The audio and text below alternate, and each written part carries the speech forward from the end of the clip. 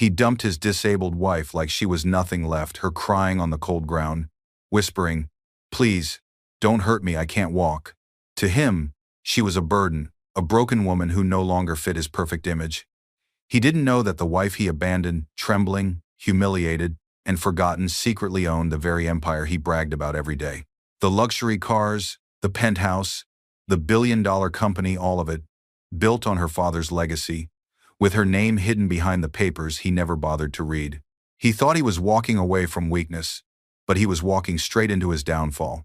What he didn't expect was that the woman he called worthless would one day stand tall again and make him answer for everything he did.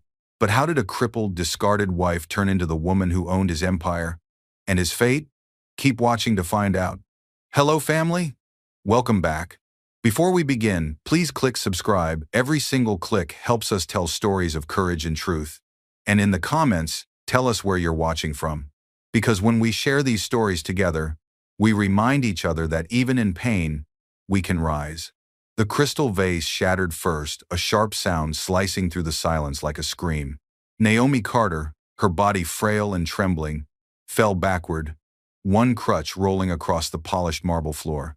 Her voice broke as she whispered, "Please, don't hurt me. I can't walk." Ethan Carter, her husband, stood above her, tall, handsome, and cruel. His tailored suit shimmered under the golden lights of their penthouse, but his eyes were colder than glass. "You can't walk?" he sneered. "You can't even stand in my life anymore." Tessa Lang, the young COO with perfect curls and a smirk too sharp to hide, leaned on the wall. "Ethan, she's holding you back," she said softly, pretending sympathy. "You can't run an empire with this." Her gaze dropped toward Naomi's twisted ankle brace like it was filth. From the corner, Margaret Carter, Ethan's mother, sipped champagne, silent but satisfied. "End it, son," she murmured. "She's already dead weight." Naomi's eyes widened. Fear, desperation, and vulnerability mixed in her tears. She reached for her crutch, but Ethan kicked it away, his patience gone. "You were supposed to make me look strong, Naomi," he snapped. "Instead, you made me look weak." "Ethan, please," she begged, voice shaking. "I gave everything to you. The company, the company?" He laughed. "My company. You were just the crippled daughter of a dead man with a last name I built into something real." The words hit like blows. Naomi's chest tightened. "You built nothing," she whispered. "My father, your father gave me a chance," Ethan cut in sharply, "and I took it. That makes it mine." The silence that followed was suffocating. Naomi's breathing turned shallow. The camera would catch the reflection of her face in the marble floor, pale, broken, yet still alive with a flicker of resilience. Thomas Reed, the security guard standing by the door, shifted uneasily. His eyes met Naomi's for a split second. A silent plea passed between them, but he looked away. Orders were orders. Ethan threw a brown envelope at her chest. "Sign the divorce papers," he said flatly. "You'll get a small monthly allowance. That's more mercy than you deserve." Naomi's trembling hand reached for the pen, the ink shaking against the paper. She didn't sign, not yet. Instead, her fingers brushed against something in her robe pocket, her late father's old signet ring, engraved with the letter C. She closed her fist around it, and something in her expression changed. Not anger, not yet, just quiet strength, buried under years of pain. Ethan noticed nothing. "Pack your things," he ordered. "You're leaving tonight." Naomi's voice steadied. "And where will I go?" He smirked. "Anywhere but here." Tessa laughed, soft, cruel, victorious. The sound echoed through the penthouse as Naomi's eyes filled, not with tears this time, but determination. She looked at the door, then at the city lights beyond the glass wall. "You'll regret this, Ethan," she whispered under her breath. Ethan turned away. "I already don't." The camera closes in on Naomi's shaking hand, the ring glinting faintly under the light. Outside, thunder rolled far away, not from a storm, but from something coming. In the next, that faint glint will be the only thing left shining when she's dumped in the dark and someone unexpected will see it.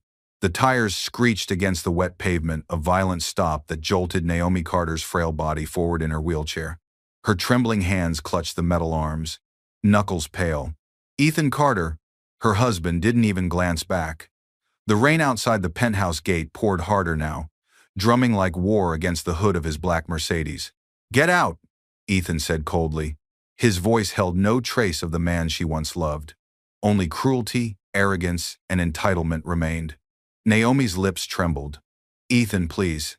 It's midnight. I can't. You can't walk, right?" He cut in, mockery dripping from every word. "Then roll. Someone out there might pity you." The back door opened with a sharp pull.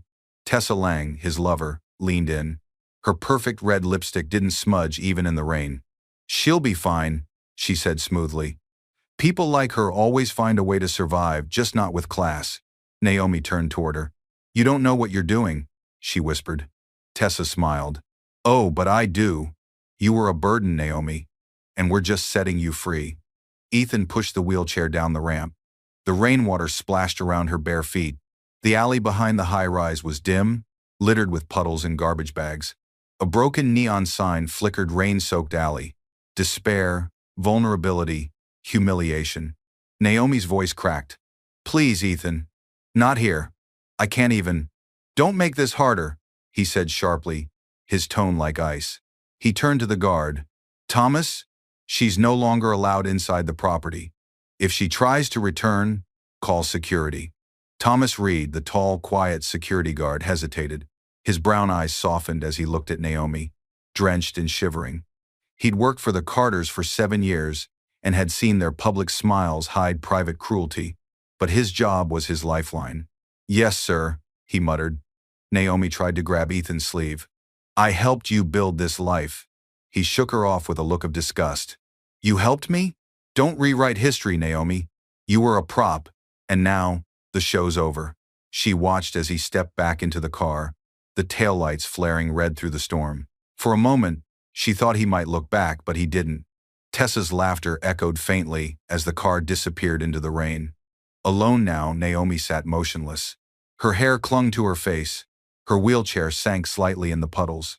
She stared at the city skyline, the towers Ethan claimed as his glimmering above her like a kingdom she could no longer touch.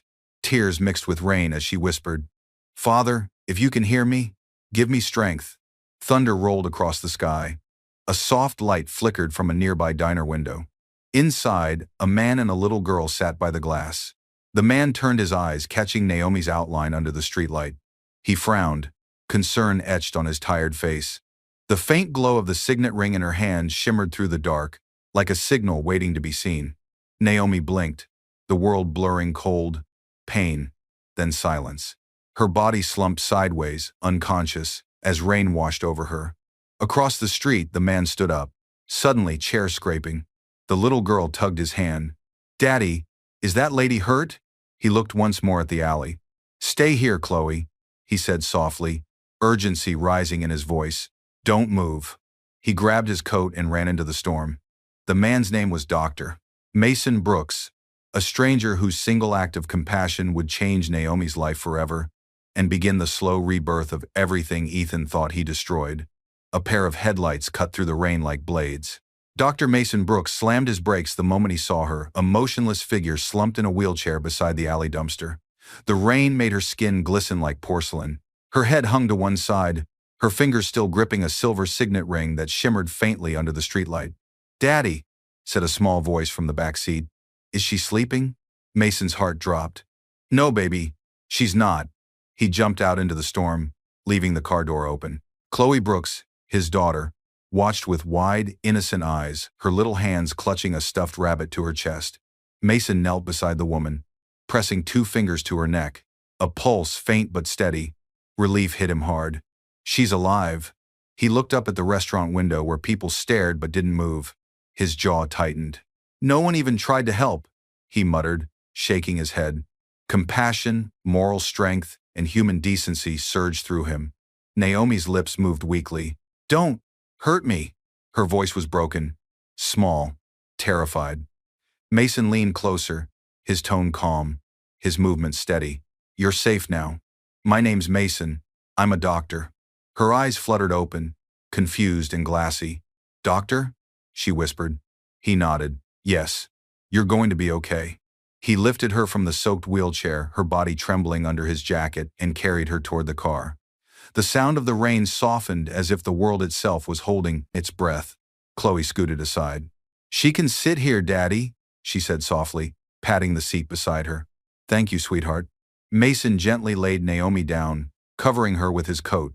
She winced as pain shot through her leg. "Fracture," Mason murmured to himself. "Recent, untreated." The car sped off through the sleeping city, the wipers beating like a heart. Naomi's eyes flickered open again. "Why? Why are you helping me?" Mason kept his eyes on the road. "Because someone has to." For a brief moment, she stared at his reflection in the mirror, this stranger who showed more empathy in 5 minutes than her husband had in years. At the hospital, bright lights swallowed them. Nurse Ellen, a firm but gentle woman in her 40s, hurried over. "What happened?" "Possible assault, severe bruising, dehydration, fracture to left ankle," Mason said. All clinical precision but eyes filled with concern. Ellen's voice softened when she saw Naomi. "Don't worry, dear. You're safe here." Naomi's gaze darted around the ER machines beeping, nurses rushing, her body tense, as if still expecting Ethan's voice to shout her down. "Please," she whispered, "don't call my husband." Mason exchanged a look with Ellen, quiet understanding. "We won't," he promised. As they wheeled her toward a private room, Mason caught sight of the bracelet on her wrist, gold, engraved with the name Carter Foundation. His eyes narrowed. "Carter?" He turned to Ellen. "Run her name through patient records. Something tells me this isn't random." Ellen nodded, confused but obedient. Naomi closed her eyes, exhaustion swallowing her. For the first time in years, she wasn't surrounded by cruelty, only quiet safety, the beginning of something she didn't yet understand. In the hallway, Chloe peeked through the door window. "Daddy," she whispered. "Will she wake up?" Mason placed a hand on her shoulder. "She will." But his voice carried more question than certainty. He looked back toward the bed, the faint ring light still gleaming on her finger, and his instincts whispered what logic couldn't yet prove. This woman wasn't just a victim. She was the key to something much bigger. In the next, that engraved bracelet will open a door Mason never expected, revealing a name powerful enough to shake the city's wealthiest empire. If you're watching this and you haven't subscribed yet, please take a second to do it now. Every click, every share, every comment helps us keep telling stories that give strength to women and children who've been broken, forgotten, or silenced. When you subscribe, you're not just supporting a channel, you're standing beside survivors, saying their stories matter. Turn on your notification bell so you never miss a story that could change a life. And in the comments, tell us, where are you watching from and what part of this story spoke to your heart. Naomi jolted awake to the hiss of oxygen and the distant beep of heart monitors. For a split second, she thought she was still in that cold alley until she saw white walls, the glow of a soft lamp, and the faint hum of a hospital room. Her breath came fast. Panic clawed at her throat. Her body tensed. The scent of antiseptic mixed with the whisper of rain against the window. Where am I?" she gasped, struggling to move. Her leg throbbed in pain. A calm, deep voice answered, "You're safe now." Dr. Mason Brooks stood by her bed, sleeves rolled up, his eyes tired but steady. "You were found outside," he said gently. "Dehydrated, exhausted, with a fractured ankle. You've been out for 2 days." Naomi blinked, disoriented. 2 days? Her fingers trembled as she touched the bandaged leg. "My husband. He'll—" Mason cut her off softly, his tone firm but kind. "He doesn't know where you are, and you don't owe him that anymore." His words carried calm authority and quiet moral strength, the kind Naomi hadn't heard in years. Across the room, Nurse Ellen, a kind woman with motherly warmth, checked Naomi's IV. "You've been through a lot, sweetheart," she said, her voice full of compassion. "But you're going to recover, one step at a time." Naomi's eyes filled with tears she didn't want to show. I can't even stand," she whispered. "What kind of life is that?" Before Mason could answer, the door creaked open. Amira Lewis, a physical therapist in her early 30s with confident energy, entered carrying a clipboard. "Good morning," she said cheerfully. "I'm Amira. Doctor, Brooks asked me to evaluate your mobility." Naomi's defenses rose instantly. "Mobility?" she repeated bitterly. "You mean remind me of what I've lost?" Amira smiled gently. "No, remind you of what you can still gain." That line froze the room for a moment. Even Mason looked impressed. Naomi turned her face toward the window, watching raindrops slide down the glass. Outside, the city glowed faintly, as if mocking her helplessness, but also reflecting her resilience waiting to be born again. After a moment, Naomi whispered, "Why are you helping me?" Mason replied quietly, "Because you deserve help. Everyone does. And because someone once helped me when I didn't deserve it." That line hung in the air, a fragment of his own unseen story. Naomi studied his face, realizing he carried his own kind of grief. Amira began testing Naomi's reflexes, explaining every move in simple words. Naomi flinched but followed along, pain flickering across her features. Each attempt made her feel vulnerable but also strangely alive, like a broken instrument finding its first note again. Chloe peeked through the door window, clutching her rabbit. Mason caught her reflection and smiled softly. Naomi noticed. "Your daughter?" He nodded. "Yeah. She's curious about people who fight to live. You'd like her." Naomi let out a fragile smile, her first in months. "Maybe one day." Ellen adjusted her blanket. "Rest now. You're safe here." But Naomi's gaze lingered on the bracelet around her wrist. Carter Foundation engraved in gold. She turned it slowly, her breath catching as memories flashed her father's voice. Her wedding day, Ethan's promise turned lie. Her heart pounded. "Carter Foundation," Mason murmured, noticing the engraving. "I've seen that name before. In hospital donations." Naomi froze. Mason frowned slightly, connecting dots in silence. "You're connected to them?" Naomi didn't answer, only turned her face toward the window. "Let's just say, it's a name that built him and broke me." The room went silent again, only the rain filling the space between words. Mason's eyes narrowed, the curiosity now burning. "Who's him, Naomi?" She looked up slowly, her expression cold and unreadable. "My husband." Mason's discovery of the Carter Foundation will soon lead him to uncover secrets hidden in the hospital's financial files, and a truth Naomi never knew existed. The hammering of applause filled the grand conference hall as Henry Carter, founder of Carter Holdings, raised a glass. His gray suit gleamed under the chandeliers. Beside him stood his daughter Naomi Carter, then only 24, poised, intelligent, and glowing with quiet pride. And standing at her side was Ethan, a young, ambitious executive with fire in his eyes and charm in his voice. "This," Henry said, his tone carrying the weight of legacy, "is the man I trust to lead the future of Carter Holdings and the husband my daughter has chosen." The crowd clapped again. Cameras flashed. Ethan smiled, shaking Henry's hand like a man accepting a crown. But behind that grin, something colder flickered: ambition, entitlement, and a hunger for power. Naomi turned toward him, eyes full of innocence and faith. "We'll build it together," she said softly. "Together," Ethan echoed, but his gaze had already shifted toward the gold-embossed Carter logo above the stage. The scene flashed forward years later. Same building, same logo, different tone. Henry's framed photo hung in the boardroom corner. A black ribbon crossed it. Naomi stood there, shoulders slumped, as Margaret Carter, Ethan's mother, adjusted her pearl necklace. "Your father was a great man," Margaret said coldly, "but the company needs stronger hands now." Ethan nodded from across the table. "Naomi, you're not ready to handle this alone. Let me take the lead. I'll keep your father's vision alive." Naomi hesitated. Her voice trembled. "I trust you, Ethan. Just promise me one thing. Don't lose the heart he built this company with." He smiled faintly. "Of course not."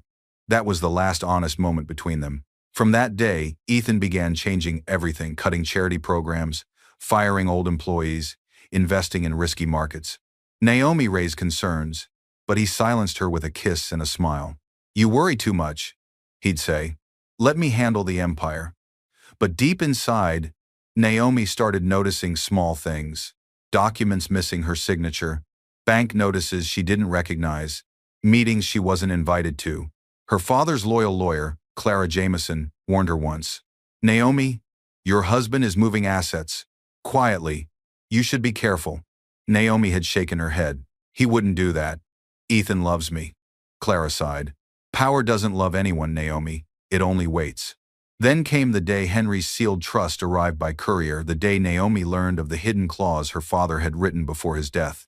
It read, In the event my daughter is betrayed by her spouse or rendered physically incapable, all controlling shares of Carter Holdings revert to her legal name, Naomi Carter, and cannot be transferred without her consent. Her breath caught. She didn't tell Ethan. Not yet. She folded the document quietly, hiding it inside her father's leather portfolio. That night, Ethan came home with wine and whispered plans for expansion. Naomi smiled faintly, eyes on the firelight reflecting in the glass. He thought he was rising to power.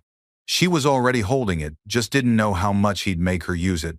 That same trust document, buried and forgotten, will later become the weapon that tears Ethan's empire apart. And someone in the shadows, the very lawyer who warned Naomi, will return to deliver it. The flash of cameras lit up the marble lobby like lightning. Ethan Carter, now sleek in a tailored navy suit, stood at the center of a press crowd, flashing his most polished smile. The room buzzed with questions, microphones thrust forward, and the hum of ambition in the air. "Mr. Carter," a reporter shouted, "rumor says you'll announce a major merger today worth billions. Is it true?" Ethan adjusted his cufflinks, letting the gold watch glint beneath the lights. "I don't deal in rumors," he said smoothly. "I deal in results." The audience chuckled, charmed, as always. Charisma, power, and confidence dripped from every move. Beside him stood Tessa Lang, his COO and lover, perfectly styled in a crimson dress that whispered control. "Carter Holdings," she announced to the cameras, "is entering a new era, stronger, leaner, and freer of unnecessary baggage." The crowd clapped. Ethan smirked. Only Richard Dane, the cautious CFO, frowned quietly. He leaned closer and whispered, "Ethan, are you sure about this? Naomi still holds partial signatory rights on some accounts. We can't move forward without her legal clearance." Ethan's smile didn't waver. "Naomi signed everything before she left," he said confidently. "The papers were finalized weeks ago." Richard hesitated. "I never saw the original signatures, only copies from legal." Ethan's jaw tightened for half a second. Then the charm returned. "You worry too much, Richard. Trust me, she's not coming back." But behind that mask of ease, a flicker of fear crept into Ethan's eyes, a brief, private insecurity buried under arrogance. Tessa looped her arm through his. "Ignore him," she whispered. "This is your moment. You've earned it." He nodded, feeding off her manipulative confidence. Cameras continued flashing as he shook hands with investors, boasting about cutting loose what held the company back. Every mention of Naomi's absence was like a veiled victory speech. Meanwhile, in the shadows near the exit, one of the older board members muttered to another, "He forgets who built this empire. That woman's father made him." Their murmurs didn't reach Ethan. His ego drowned out warning bells. He raised his glass, voice booming through the mic. "To progress, to independence, to the empire I built from nothing." But the crowd's cheer didn't drown out the quiet gasp when Richard's assistant whispered something in his ear. He froze, then looked up at Ethan with pale shock. "Sir," he stammered, approaching quickly, "there's a problem. The Foundation's main trust accounts, they're frozen." Ethan's confident smile faltered for the first time. "What?" "Frozen, sir. Under Naomi Carter's authorization." The room went silent. Cameras clicked. Whispers rippled through the crowd like electricity. Tessa's face paled. "That's impossible." Ethan snapped. "Check again." But even as he barked orders, a faint tremor shook his hand. The reporters sensed blood. "Mr. Carter," one shouted, "is it true your estranged wife still controls Carter Holdings?" Ethan turned sharply, eyes flashing with anger and panic. "No comment," he growled, the same arrogance, cracking under the first blow of humiliation. Richard stepped back, quietly pulling out his phone. A message blinked on the screen, an email from an unknown sender. "You shouldn't have underestimated her." The color drained from his face. Ethan saw it, grabbed the phone, and read the message twice, his reflection trembling in the glass. Tessa whispered, "Who sent it?" Ethan's voice turned low. "Dangerous. Someone who just made a very big mistake." Across the city, in a quiet hospital room, Naomi Carter would soon open her eyes to a visitor carrying the same message, the one that would begin her quiet, deliberate rise. The hospital door burst open with a force that startled everyone. Clara Jameson, A composed woman in her late 40s with sharp eyes and an even sharper mind strode in carrying a thick brown envelope marked confidential. Her black suit was still damp from the rain, but her purpose cut through the air like thunder. "Where is Naomi Carter?" she demanded. Dr. Mason Brooks looked up from his desk, surprised. "She's resting. Who are you?" "I'm her father's attorney," Clara said, flashing her credentials. "And I need to see her now." Before Mason could respond, Amira Lewis stepped out from Naomi's room, her brow furrowed. "She's awake," Amira said quietly, "but please be gentle. She's been through hell." Clara nodded, her voice softening. "I intend to give her something worth living for." Inside the quiet hospital room, Naomi sat propped against her pillows, eyes distant, her fingers playing with the Carter Foundation bracelet. She looked smaller under the pale light, a woman broken but not defeated. When Clara entered, Naomi's expression changed from confusion to faint recognition. "You worked for my father," she murmured. "I did," Clara replied, setting the envelope on the bedside table. "And he worked for you, though he never told you how much." Naomi frowned. "What do you mean?" Clara pulled out a series of documents, crisp, sealed, official. Before he passed, Henry Carter placed all controlling shares of Carter Holdings into a private trust. "You're the sole beneficiary." Naomi's breath hitched. "No, that's impossible. Ethan owns everything. He thinks he does," Clara interrupted gently. "But legally, he's just a managing face. The empire he brags about was never his." The words landed like thunder. Mason stepped forward, stunned. "You're saying she owns the company?" Clara nodded. "Every account, every building, every contract under her trust. And now that her husband betrayed her, the clause is triggered automatically." Naomi stared at the papers, her pulse racing. Shock, disbelief, then realization. It all crashed over her. "So all this time," Clara said, "he was working for you." Naomi's lips parted, trembling. "He left me in an alley to die, and I still own his world." Amira moved closer, her voice soft but firm. "Then maybe it's time to stop surviving, Naomi, and start reclaiming." The room fell silent except for the rhythmic beep of the monitor. Mason's eyes lingered on Naomi's face, no longer frightened, but alive with a spark he hadn't seen before. She whispered, almost to herself, "I could end him with one signature." Clara folded her hands. "You could, but if you want the truth seen, we need to do this publicly, legally. Quiet power doesn't last forever. Public truth does." Naomi's gaze hardened, her reflection catching in the window like a ghost reborn. Strength, moral courage, empowerment, all in one expression. "Then we'll do it right," she said. "But I want to look him in the eye when he realizes who destroyed him." Clara gave a faint smile. "Then I'll arrange it." Mason watched as Naomi pressed her hand over the trust papers, whispering her father's name, under her breath. The once broken woman now looked like someone reborn through fire. Far across town, Ethan's phone buzzed with a notification from his bank, and when he saw the word Axis revoked, his face went white. The real war had just begun. The crash of metal echoed through the rehab room. Naomi Carter had fallen again. The crutch clattered across the floor as pain seared through her leg. "I can't do this," she shouted, tears burning down her cheeks. Sweat glistened on her forehead, her chest heaving from exhaustion. Amira Lewis, her physical therapist, rushed forward but didn't lift her right away. Her calm voice steadied the air. "You can, Naomi. You've already survived worse than a fall." Naomi pressed her palms to the floor, trembling. "Surviving isn't the same as living." From the doorway, Dr. Mason Brooks stepped in, holding 2 paper cups of coffee. His gaze softened when he saw her struggling. "Then let's start small," he said. "Survive the next step. Living comes after." Amira smiled faintly. "See? Even the doctor agrees." Naomi looked up, her face streaked with determination and vulnerability. Slowly, painfully, she reached for the crutch again. Amira adjusted her posture, Mason standing nearby just in case. "One more," Naomi whispered. "One more," Amira echoed. She rose, wobbling, teeth clenched, but she didn't fall this time. The sunlight spilling through the window caught her face, and for a fleeting second, she looked stronger than she ever had. Resilience, courage, and quiet strength radiated from her fragile frame. From the hallway, Chloe Brooks, Mason's daughter, peeked in, holding a small sunflower she'd drawn with crayons. "You did it," she squealed. Naomi turned, surprised by the child's joy. "You were watching?" Chloe grinned. "Daddy said, strong people fall but don't stay down." Naomi chuckled softly through tears. "Your daddy's a wise man." Mason walked over, handing Naomi a water bottle. "She's right, you know. You've done more in 2 weeks than most people do in months." Naomi sank into her wheelchair, breathing hard. "It doesn't feel like much." Amira knelt beside her. "Healing never does when you're in it.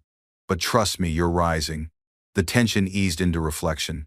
Naomi looked out the window at the city skyline, the same skyline Ethan once bragged he controlled.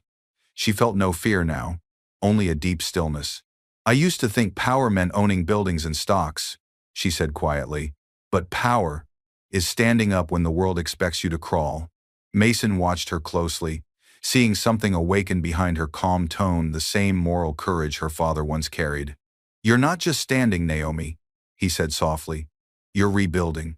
Naomi turned toward him, a hint of gratitude in her eyes. "You've done more than you know." "Maybe," Mason replied, "but something tells me you're not finished yet." Amira folded her arms, smiling. "She's not. Tomorrow, we walk across that room without help." Naomi's lips curved into a half-smile. "Tomorrow," she agreed, gripping her crutch tightly. As she looked down at her leg brace, her gaze caught the faint reflection of her father's signet ring hanging from her neck. The weight of it was no longer a burden, it was a promise. The camera lingered on her determined face as Mason and Amira left the room, their voices fading. Chloe ran in, placing her sunflower drawing on Naomi's lap. In the center, written in childish letters, were the words, "Keep going." Naomi smiled, a smile born of pain and defiance, but her eyes flicked to the television across the room. A breaking news headline scrolled across the screen. "Carter Holdings faces legal crisis. Ownership under investigation." Her expression froze. The paper slipped from her hands. Naomi's recovery has only just begun, but soon, she'll discover that Ethan's empire is starting to crumble, and she holds the final piece that can bring it all down. The sound of glass shattering ripped through Ethan's office. A crystal tumbler hit the wall, fragments scattering across the floor. Ethan Carter, veins pulsing at his temples, slammed his fist against the desk. "Who leaked it?" he roared. Across the room, Tessa Lang, his elegant but scheming COO, sat with legs crossed, perfectly composed in a white blazer. "You're overreacting," she said coolly. "The press always exaggerates." Ethan's glare was sharp enough to cut through steel. "Exaggerates? They're saying Naomi still owns Carter Holdings." His voice cracked under the weight of panic. "Half of our investors froze their accounts this morning. The merger is dead, Tessa." Richard Dane, the CFO, adjusted his glasses nervously. "It's not just rumors," he admitted. "I've seen the documents online. Someone sent them directly to Kayla Monroe from the Financial Chronicle, an anonymous source. They included Naomi's trust signature." Ethan froze. His knuckles whitened. "That's impossible." Tessa's smile faltered. "You said she signed everything over." "I thought she did," Ethan barked. "I left her the papers."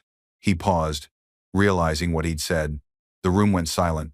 Humiliation, fear, and denial flickered across his face. Richard frowned. "You left her the papers? Or you forced her?" Ethan spun toward him, voice low, dangerous. "Careful, Richard." But the CFO didn't back down this time. "Careful? You lied to the entire board. If those signatures weren't valid, this is corporate fraud. We could all go down." Tessa rose slowly, her heels clicking like gunshots. "Maybe," she said softly, "you should start thinking about damage control instead of tantrums." "Don't lecture me," Ethan snapped. "You're just as involved as I am." He wanted her gone." The tension in the room was a bomb waiting to go off. Tessa stepped closer, whispering through gritted teeth. "You're losing control, Ethan. And when men like you lose control, the world eats them alive." He grabbed her wrist sharply. "Watch your tone." Richard stepped forward. "Enough. We have bigger problems. Kayla Monroe's article goes live in an hour. Once it's published, the stock will crash." Ethan released Tessa's wrist, his breathing heavy. Then, "Stop it." "I can't," Richard said. "It's already scheduled. The only one who could stop her is Naomi if she denies it."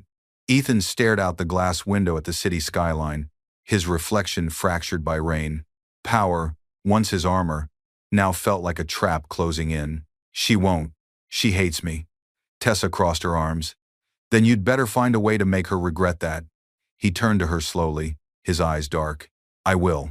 If she wants a war, I'll give her one. As thunder rolled outside, Richard's phone buzzed. He glanced down and paled. Ethan, you need to see this. On the screen was a breaking news alert. Exclusive. Hospital records reveal Naomi Carter, found alive sources claim she's preparing a statement.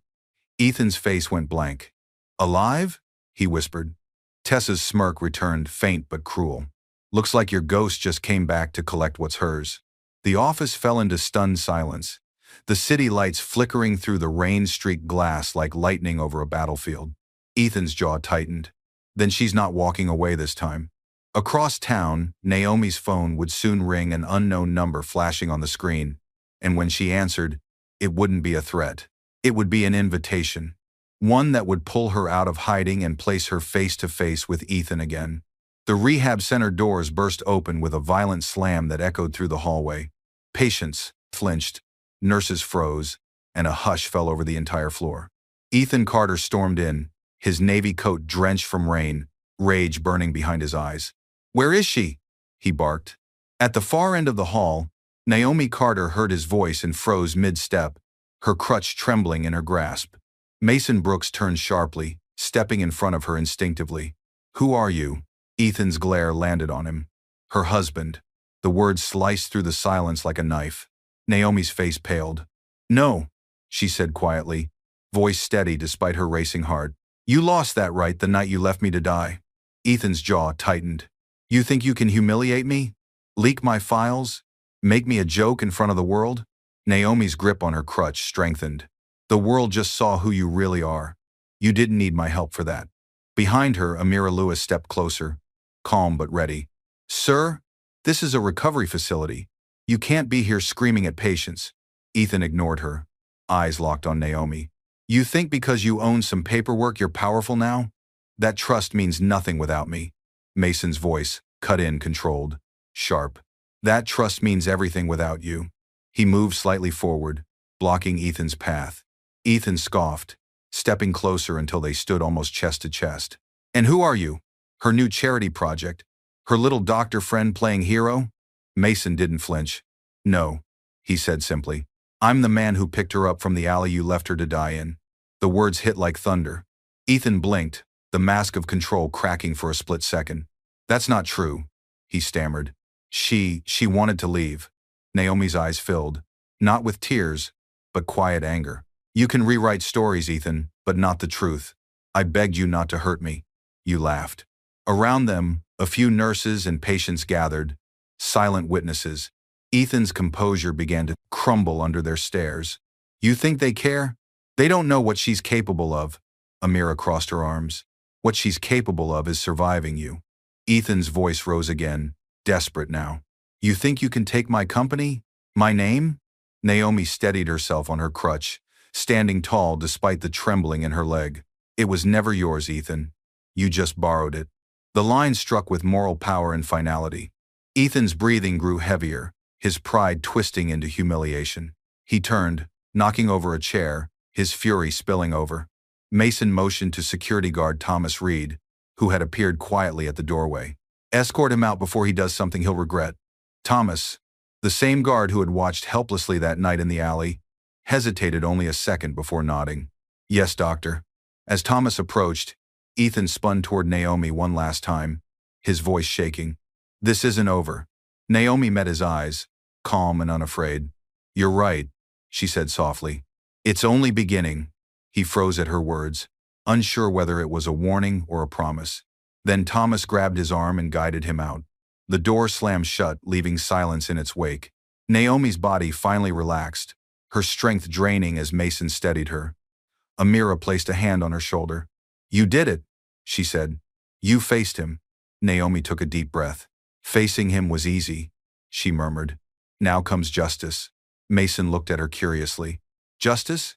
Her eyes lifted to the window, where rain streaked down like silver threads.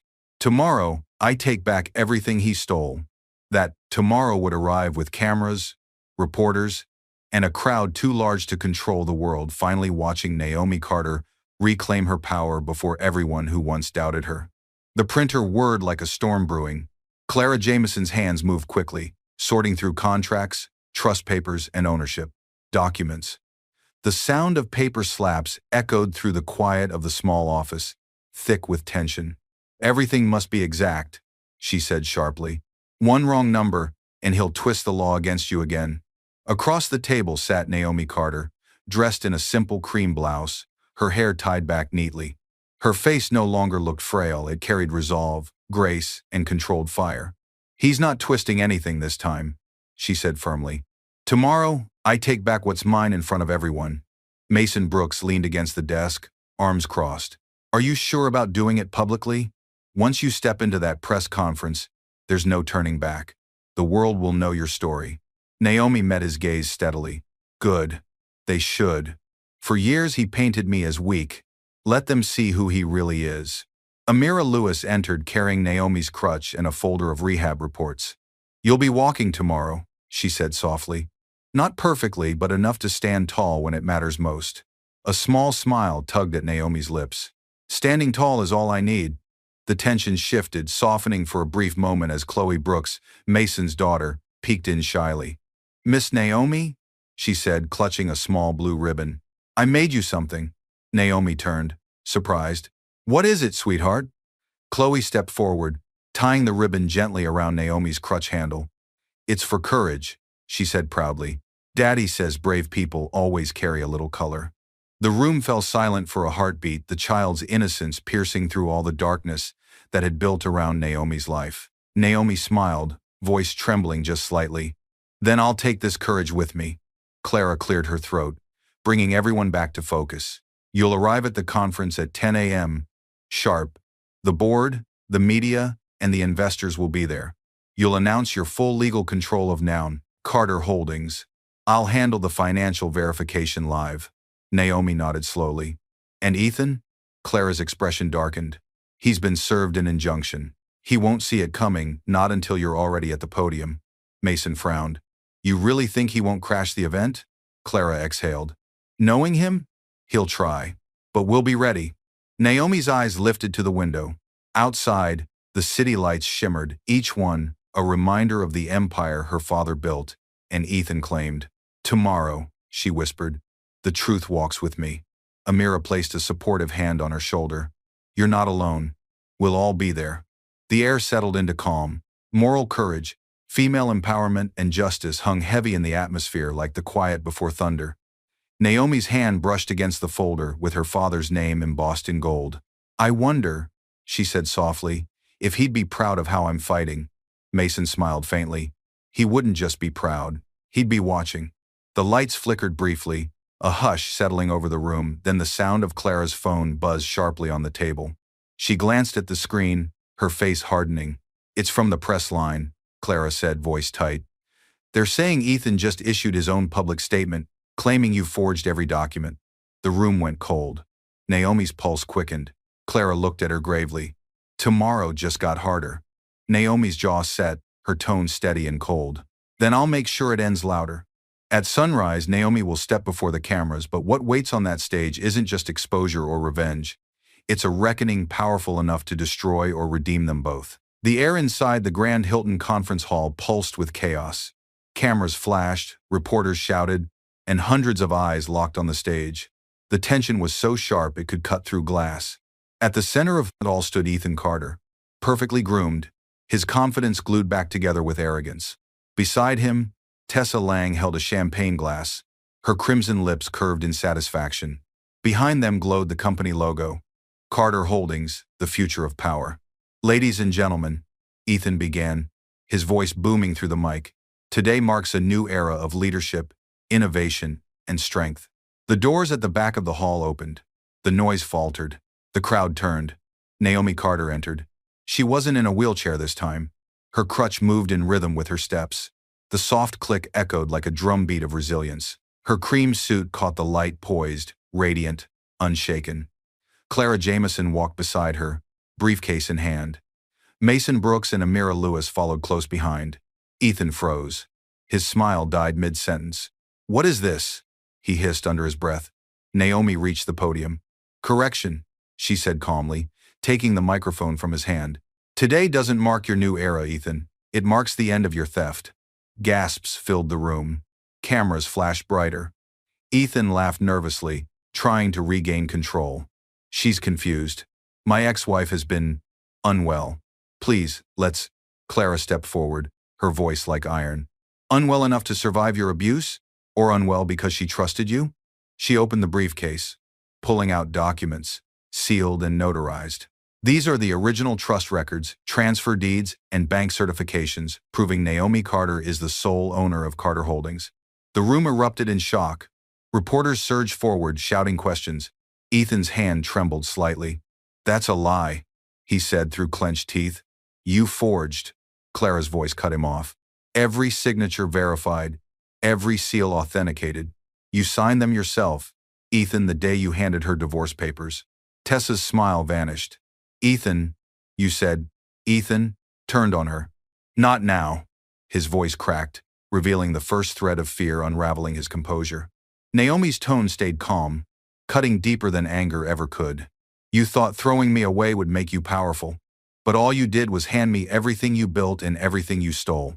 The audience whispered like a rising tide. Ethan's face flushed red. You think this makes you strong? You can't run a company, Naomi. You're standing, she interrupted. The room went silent. The camera zoomed in. Naomi stood tall, steady on her crutch, eyes unflinching. And I'm not running from you anymore. The moral reversal hit like lightning. Ethan's jaw twitched. Sweat formed at his temple. He looked to the board members for support, but none met his eyes. One of the reporters raised a mic. Mr. Carter, is it true you embezzled funds from your wife's trust? Ethan's voice broke. No, she's lying. But just then, a large screen behind them flickered and video footage began to play. It showed Ethan's voice recording, taken from his office. She's dead weight. Once she's gone, I'll take the company, the assets, everything. She'll never know. The hall exploded in chaos. Tessa stepped back, horrified. The board members shouted. Investors walked out. Ethan's knees buckled slightly. Naomi didn't speak again. She just looked at him, not with hate, but with the quiet power of someone who had already won. Cameras flashed like lightning as Ethan stumbled off the stage, his empire collapsing in real time. Naomi turned her gaze toward the crowd, her father's words echoing in her memory. Real strength isn't loud, it's steady. She exhaled slowly, eyes calm. My father built this company with honor. I intend to rebuild it with truth. Mason's voice from behind her whispered. It's over. Naomi shook her head gently. No, she said. It's just beginning.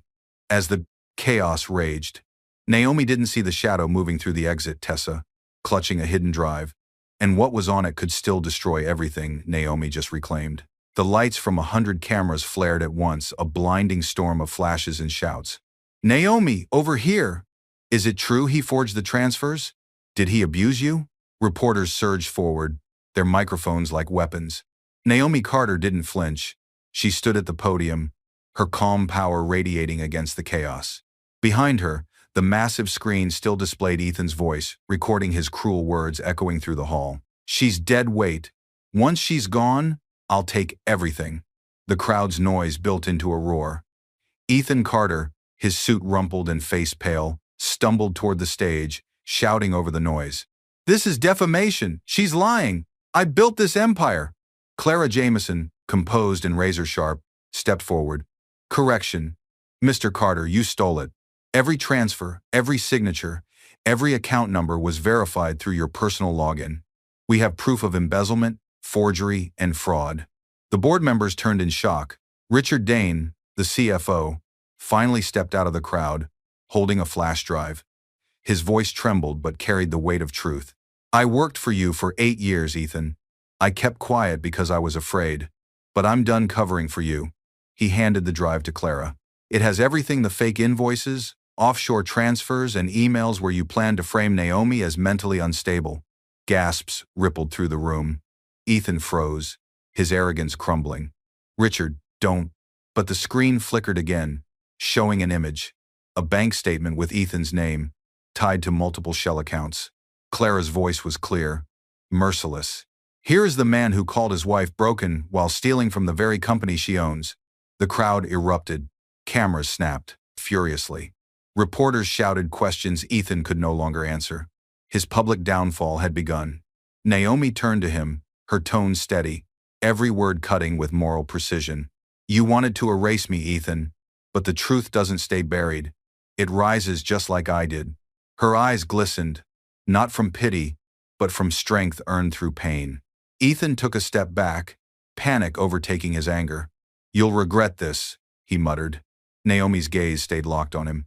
No, she said softly. You will. Security began to close in. The once mighty CEO tried to push through the crowd, shouting, You can't take my company. But no one listened. The reporters followed Naomi now, their cameras pointed only at her. Clara leaned close, whispering, We'll proceed with full charges. This is over. Naomi's expression softened for a moment, not triumph, but release. No, she said quietly. It's justice. The crowd chanted her name as Ethan was led away. His shoulders slumped, his world collapsing. The power reversal was complete. The man who mocked her broken legs now dragged his own feet through shame. Naomi stepped off the podium, guided by Mason Brooks, who whispered, It's done. She shook her head. Not yet. Her eyes caught movement at the far exit, a figure in red slipping out silently. Tessa Lang. Clara followed her gaze. What is it? Naomi's tone dropped to a whisper. She's not running. She's hiding something. The camera panned to Tessa outside the building, sliding into a car, clutching a silver flash drive. Her phone glowed with a message. Transfer complete. Move before she finds out. The car sped away into the night. The next morning, that drive would resurface, and its contents would reveal that Ethan wasn't the only one guilty. The betrayal Naomi thought was over had just evolved into something far darker. The morning sun poured through the glass walls of the Carter Rehabilitation Center, the same building that once bore Ethan's name. Reporters stood at a respectful distance this time. The crowd had gathered not for scandal but for rebirth, closure, and justice. The camera opened on Naomi Carter, walking without a crutch for the first time. Her steps were slow but steady, her cream dress glowing in the golden light. The air carried the weight of victory, not loud or vengeful, but calm, like a sunrise after a storm. Flashbulbs clicked again, but this time there was no tension, no shouting, only admiration. Strength, forgiveness, and peace filled her presence. She stood before the microphone. When I first came here, she began, her voice steady and warm, I was broken not just in body, but in spirit. I thought my worth was gone because someone else said it was. But pain doesn't define us. What we rise from does. The audience fell silent. Mason Brooks watched from the front row, pride softening his eyes. Beside him, Amira Lewis smiled, remembering the woman who once collapsed in the rehab room and whispered, I can't do this. Naomi continued, This center will be free to all survivors of abuse, coercion, and betrayal. It's built not from revenge, but from resilience. My father's legacy was business, mine will be humanity. Clara Jameson nodded approvingly, her voice breaking the stillness. You've rewritten what power means, Naomi. You turned pain into purpose. Naomi looked out over the crowd, investors, reporters, community families, and for a moment, her gaze softened at the sight of Chloe Brooks, holding a small basket of sunflowers. The same ribbon she once tied to Naomi's crutch now fluttered in the breeze, tied around her wrist. Naomi bent down to accept the flowers. Thank you, she said. Chloe grinned. You don't need luck anymore. You already won. The crowd applauded gently. Naomi smiled, but her eyes drifted upward toward the blue sky. Winning, she said softly, isn't about taking back what was stolen. It's about never letting anyone steal your heart again. The reflection hung in the air, a message carved in quiet wisdom. Mason approached as the ceremony ended. Your father would be proud, he said. Naomi turned to him, her tone light but sure. He taught me the numbers. Life taught me the value. As the cameras faded and the guests began to leave, Clara approached, holding a sealed envelope. This was sent this morning, she said quietly. No return address. Naomi hesitated before opening it. Inside was a small silver flash drive and a single line written in neat handwriting. Truth never ends, it only waits for its next witness. The sound of Naomi's heartbeat filled the silence. She turned the drive over in her palm, her face unreadable. Mason frowned slightly. What's on it? Naomi looked out over the city skyline, calm, steady, yet alert. I don't know, she said softly, but something tells me the past isn't finished speaking. The camera pulled back, showing Naomi framed against the morning sun, a symbol of hope, healing, and rebirth. Hello, family, Naomi's voice carried over the final shot. If you've ever been broken, remember this. Your pain isn't your ending, it's your beginning. Please subscribe, share this story, and tell us where you're watching from.